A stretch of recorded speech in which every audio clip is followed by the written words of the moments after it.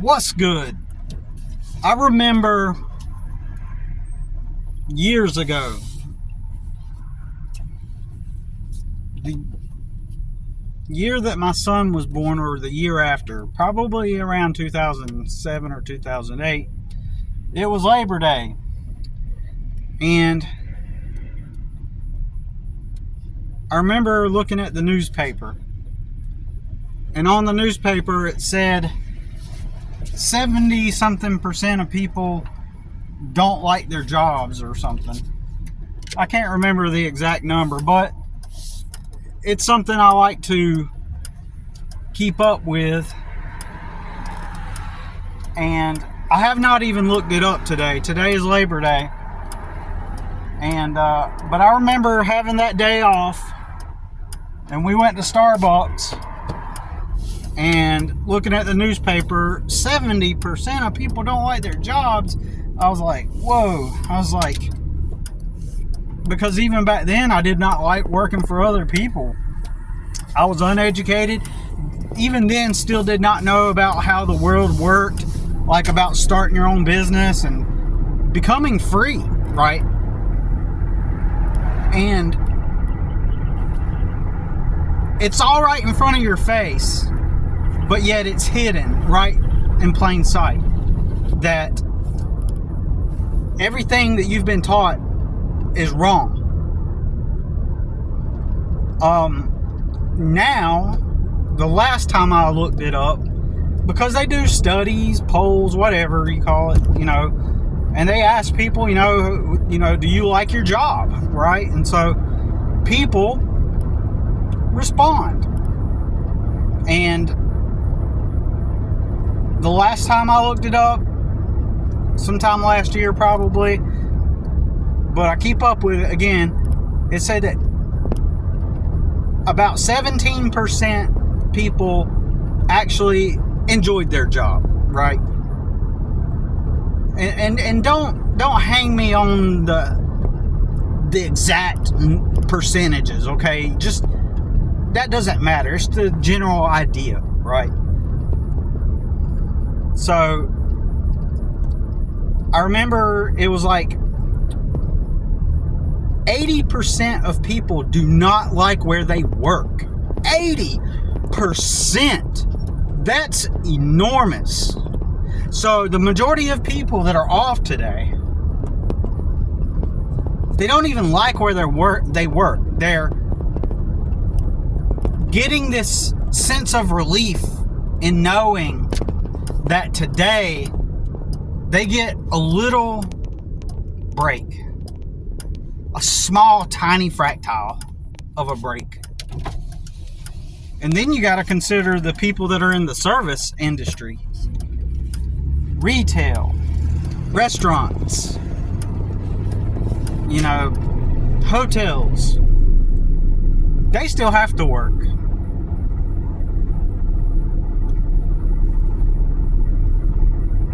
%of people don't like where they work. And then I read in that same study, 40% of people hate their jobs. Half of that, 50% of that number hate their jobs because you've been mistaught about reality and how reality works. You've been taught ever since you were a kid in school that life is an ongoing sequence of following a pattern, following a script, where some authority figure assigns to you a task, and it is your job to complete that task that the authority figure gives you. So you're primed in school to believe that happiness is, they sell you this formula for happiness. They sell this to you, okay? This is the happiness. They don't teach you how to have a happy life, how to be happy, how to self-actualize, how to integrate all parts of yourself to become who you really are. Instead, they tell you that when you become an adult, you just go and pick which authority figure you want to go serve. And then they define the happiness. And that happiness is the act of showing up at some place that you don't want to be at, around a bunch of people that you would not hang out with in your personal life. You do the tasks assigned to you by your authority figure. At the end of the week, they cut you a check. And you get to have a weekend. If you're lucky, if you're in a job where you have weekends, right? And that is the happiness. The ability to show up to your box every day, wherever that might be. Have the authority figure assign you the task. You do what it is that they want. Then you get to live your life, as they say, right? Live your life, which is a couple days, but on those days you're catching up on all your chores and everything that you can't do because the position you have at the place that you go to all week, one of your peers' businesses, has consumed all of your time and energy. You're tired. You're worn out. A lot of us are around a bunch of negativity. From my personal experience in blue-collar, low-wage paying jobs, hands-on, move the boxes type of work, it's it's filled with a bunch of people. If 80% of people hate their jobs or don't like their jobs, then it's inevitable that a huge, an enormous proportion of those people, when they show up at their job, are going to be the managers and the leaders within that business of one of your peers. And they're going to bring all of their hate and frustration for their own lives, for themselves, for the fact that they just got to show up, and they're going to take it out on their underlings, and so because everybody's been mistaught about what reality is and how it works. We see the warehouses, we see anything with a logo on it that's got stripes in a parking lot that has uniforms with a logo or a name tag or whatever. And we've been taught that these are the authorities that we will go serve someday when we're in school, when in reality, as I mentioned, they are your peers' businesses. Okay, so what do I mean? So imagine your buddy Mike opens up a lemonade stand in the neighborhood, and he sells lemonade. He gets some materials together. Maybe mom and dad loan him some money so that he can get a jug and get some lemons, and then get some sugar, and then get some cups. And then he sells the lemonade, and then he takes the money, he pays his mom and dad back. And then he starts selling lemonade. Next thing you know, he needs help because so many people are buying his lemonade. So next door is, little Kathy. So he goes, "Hey Kathy, can you come, you help me sell the lemonade, and because I got so many people." Then the next thing you know, Mike hires Juliet. And so Kathy and Juliet are running his lemonade stand while he does the paperwork. Then next thing you know, he's making so much money with the lemonade, then he needs to hire Bobby. And so Bobby, Kathy, and Juliet are selling Mike's lemonade, and he's doing the paperwork. And then next thing you know, he's off camping. He's going to a show, and he's just doing what he wants. In fact, he's planning another lemonade stand at this point. Now imagine the whole neighborhood says, "You know what? You need to make money, so you should go to Mike's lemonade stand because Mike does a good job at selling his lemonade. Mike's doing great. He's moving forward. Look at how many locations he's opened." So Mike has a bunch of the different lemonade stands in all the different neighborhoods. and all the community buys the lemonade from Mike, and then next thing he's making money. This money he makes allows him to live life on his own terms and have freedom, right? So then, imagine someone tells you, you need to make money. Imagine your parents, society at large, your grandparents, your aunts and uncles, your peers, the school itself. They say, well, look at Mike's lemonade stand. There's a place where you can go make some money.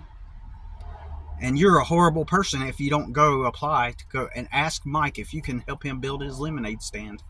You're a more immoral and unethical person, because it's people like Mike's lemonade stand who drive the economy, that make the world go round. He's an authority. There's no difference in the job that you work and some kid that started a lemonade stand. I used to work at a tool store. I worked there Monday through Friday, 8 to 4. This is back in 1999. That tool store is no different than some little kid in a neighborhood that decided to sell lemonade.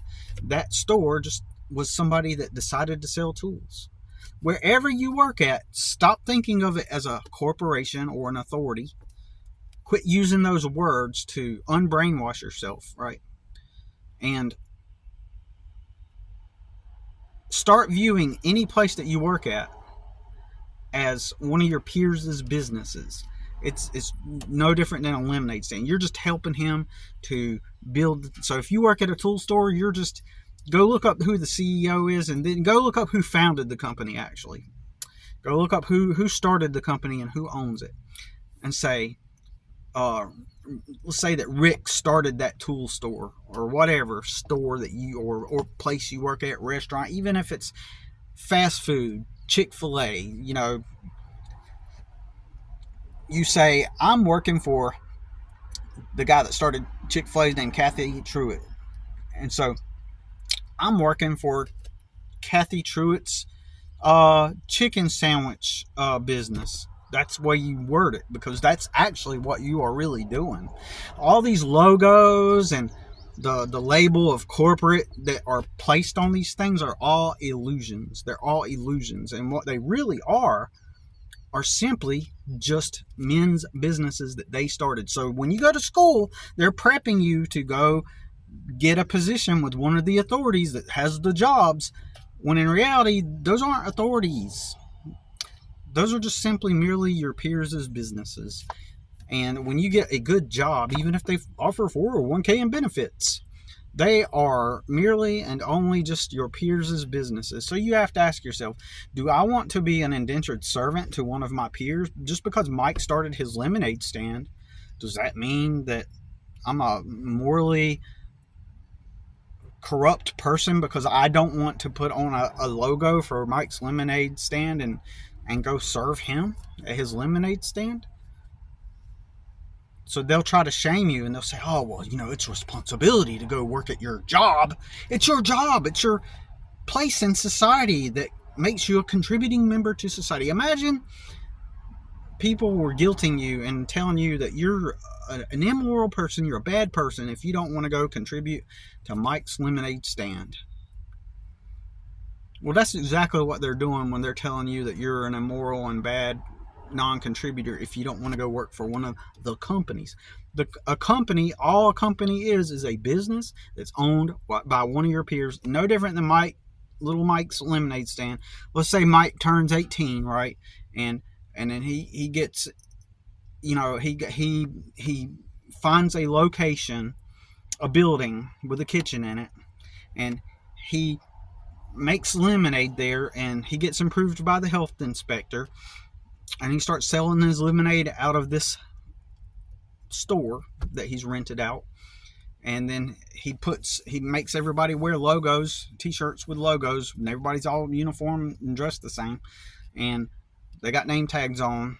And then he files an LLC, a legal liability corporation, for $120. Now he's a corporation that sells lemonade, and he's got the logo. So that should put it into perspective what it is when you are showing up, when you're applying and you're doing that interview with the boss or with the managers. You're not in front of some authorities. You're in front of people that were hired by your peers to operate their business so that they can make money, so that they can live on their own terms.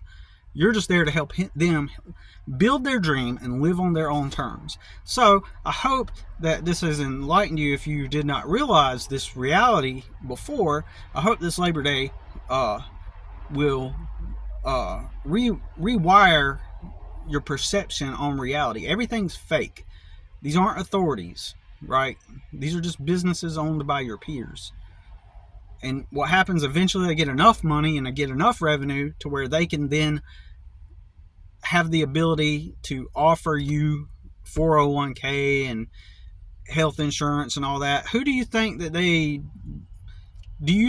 company itself offers the insurance? No, they partner with health insurance businesses to do that. And 401k is some broker business that where basically where some guy takes your money and invests it in the stock market, basically, right?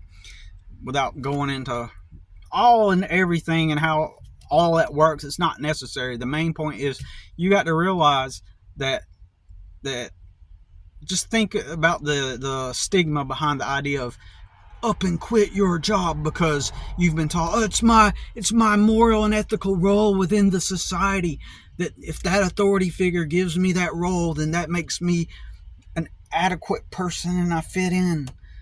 Just think that if you didn't go work at Mike's lemonade stand in the neighborhood, everybody stigmatized you and told you were a horrible person and a non-contributor to the community. That's what getting a job is. That's what get a job is. And the reason why most people hate their job or don't like their job, 80% of people don't like their job and 40% people hate their job, is because they're not self-actualized. They've never been taught, who are you? What are your real talents? What are you good at? How do you want to live? What is possible? They're not teaching you that. They're teaching you a twisted, skewed, distorted version of what life really is. They're really telling you to go work for one of your peers. That's all they're telling you. Pick one of your peers, become their indentured servant. So, let me tell you something. I do landscaping. Before COVID, I had 45 customers, right? And so, now I still have a number of regulars, a handful of regular landscaping customers. Just yesterday, I posted one advertisement and I already have a call for somebody to go to their house tomorrow. Not to do the work tomorrow, but to give them a quote. And that job, that landscaping job, based on when I looked up the property, is going to be maybe, depending on what they want, it's going to be between $300 to $600, maybe even $1,000, depending on specifically what they want. All I did was post an ad. You can today, Labor Day, post an ad, start your business idea, come up with whatever you want to do, and just start doing it. It's all a lie. They make it out to be this this big process and the authorities have to come down and give you the blessings and, most businesses fail and, they're going to get you on this and, they're going to try to fearmonger you. They're going to give you all these logical reasons to not start your own business, when in reality, it's as simple as just starting it. It's just an LLC to be a corporation is $120, at least here in my state. $120 to have a corporation, and then you want to get your business license. Like if you did retail, for example, a retail license in my city is I think $50. I may be right, it might be more than that now, but I'm just saying like my business insurance is $40 a month to do landscaping, right? So everything's all a lie. So start working for yourself. All right, that's all.